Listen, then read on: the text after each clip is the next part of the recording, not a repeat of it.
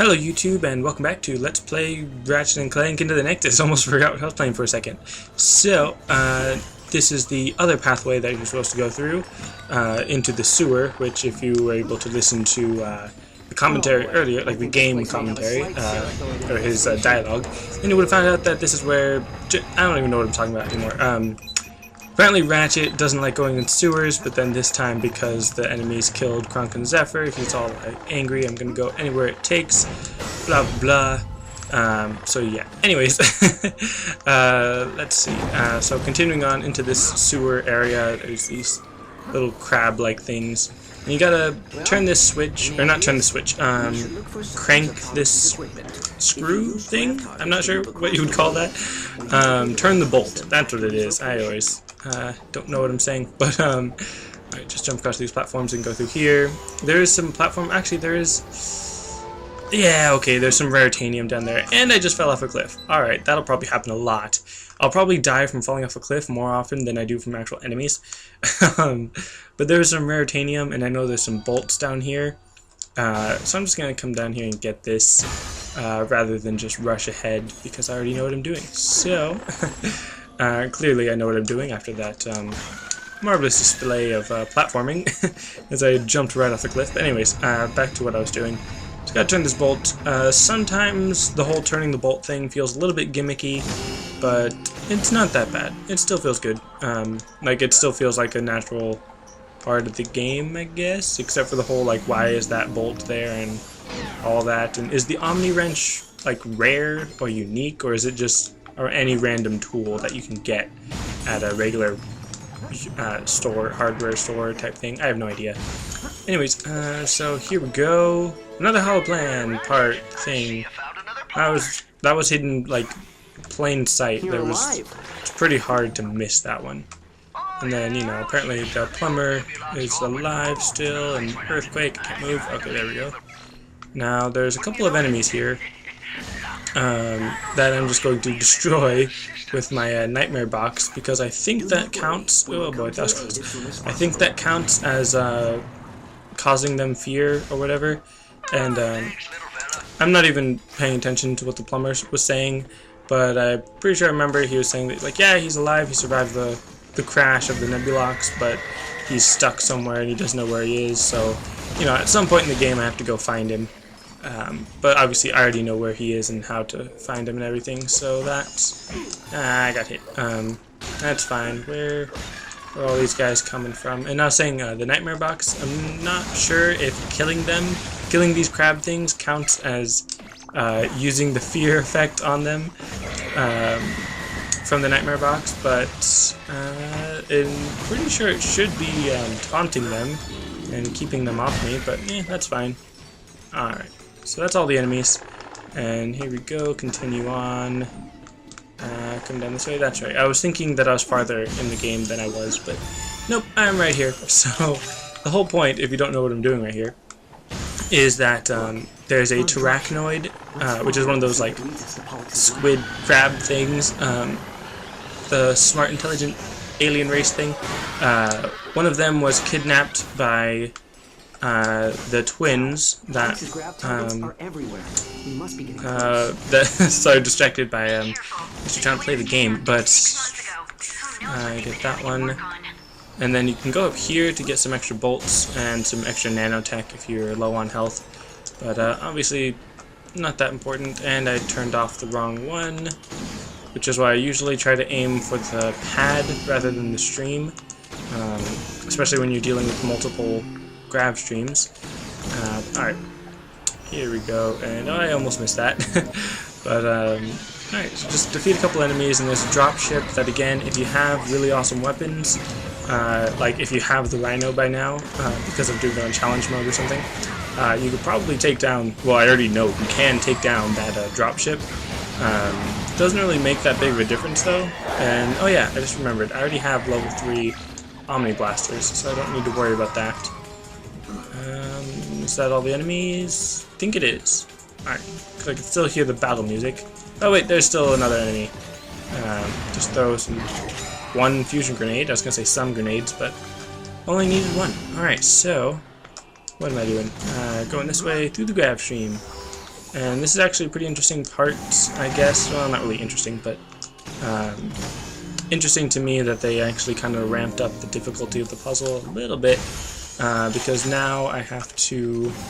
What am I doing? That's right. I have to... Oops, no, almost ran off the edge. I have to turn the bolt, and whenever I'm on the bolt, I don't think it actually matters which way I'm turning my left analog stick. I think I just need to move the left analog stick. And I was supposed to get this grab stream going first. That's what I forgot. So I could ride this grab stream this way. So yeah, that was a little bit more difficult than, you know, the normal puzzles, but just get that nightmare box. Apparently that nightmare box did nothing, so throw it a little bit closer so that it pops up and actually fears these guys, which I'm not really sure if that would be the right term, but wow, that nightmare box did very little. It survived for a very short amount of time. But if you don't need, or if you don't have a nightmare box or whatever, you can just come over here, which is what I usually do whenever I come through this area, and oh look, some raritanium and some bolts, which is their way of rewarding you for exploring, which they do a lot in this game. But whenever there is a turret, it's usually not just to make things difficult, but it's so that you can, well actually I guess it is kind of to make things difficult, but it's to allow you to destroy some walls in order to get past. And oh no, cutscene. My speedrunning instincts make me want to skip past this cutscene, even though I'm not really a speedrunner. But anyways, this is Pollux. This is the guy I was talking about earlier, Terrachnoid. He's kidnapped by the twins to build something, but we're not really sure what he's building until right now.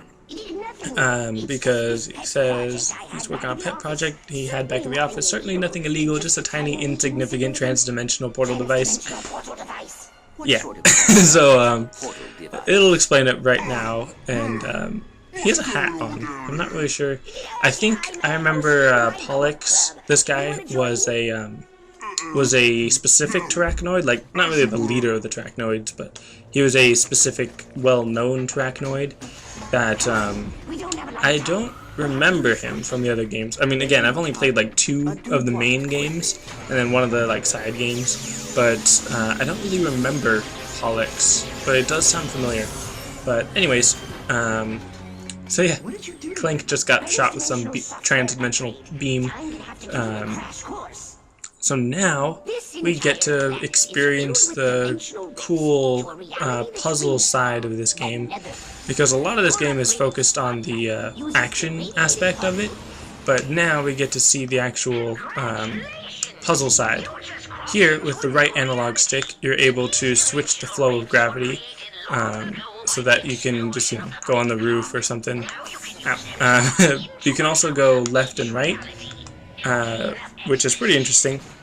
And of course, it's only in the Nether. You can't do it out in the real world, I guess. Even though I guess the Nether is a real world, it's just not Earth, I guess. I don't know. Well, technically, none of these are Earth. I don't think you ever go to planet Earth. That's actually kind of interesting. But anyways, here there's a Nether beast. So you just hit him, and then he follows you, and you have to go all the way back to the beginning of the portal. And doing this on the hardest difficulty actually does change the actual, what's it called? The actual puzzle, I guess. It makes the puzzle a little bit more difficult, like more of those purple crystals on the side of the wall that would cause damage to you if you touched it.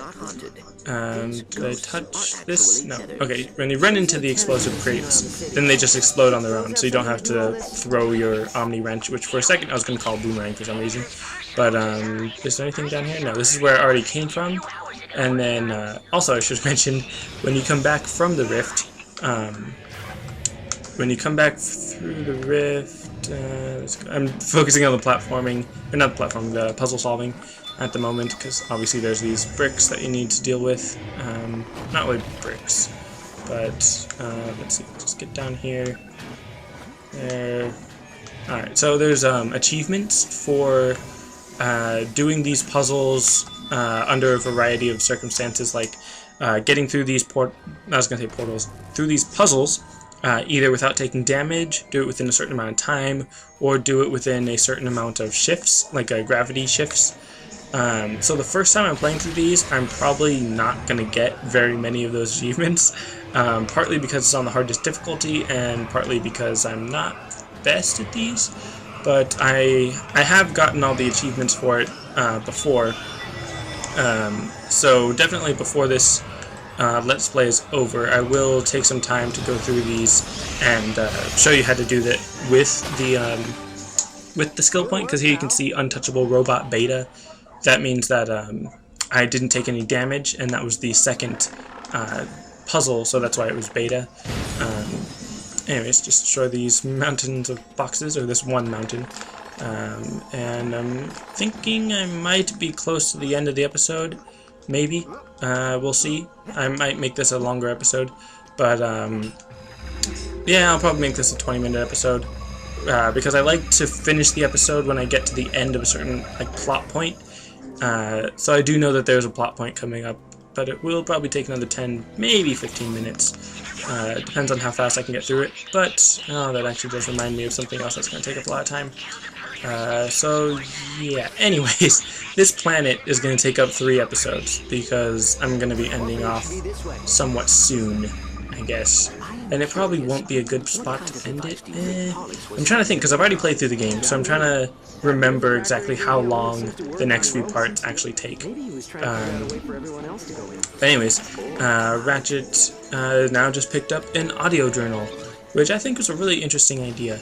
And I kind of want to just sit here and let you listen to it, but again, with the whole copyright thing, don't want to get in trouble for not commenting or commentating. Basically, this audio journal is just telling us that Vendra Prague met someone, or that sounds a little odd, but that Vendra Prague and what am I doing?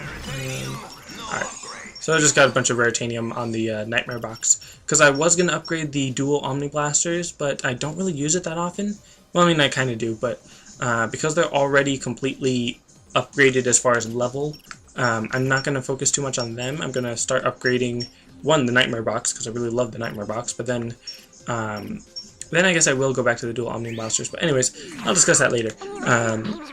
What the audio journal was talking about is Vendra Prague, her and her brother were here, because this is an orphanage. They were here, and they were all alone, and nobody liked them and everything. But then this strange alien interdimensional creature type thing started talking to her from beyond the void or something, I don't know, and then made friends. Now this thing is called the Voltanoid, and one of the achievements is to defeat it with only your with only your wrench, your Omni Wrench. So this is going to take a while, and actually it's going a lot faster than I thought it would be. Because I remember, actually, yeah, this is the hardest difficulty. So I guess it's only on challenge mode where the enemies take less damage and stuff. I don't know exactly what the harder difficulty changes. I know it changes the puzzles, and I'm sure you take more damage, but I guess you still do the same amount of damage. Still do a lot of damage.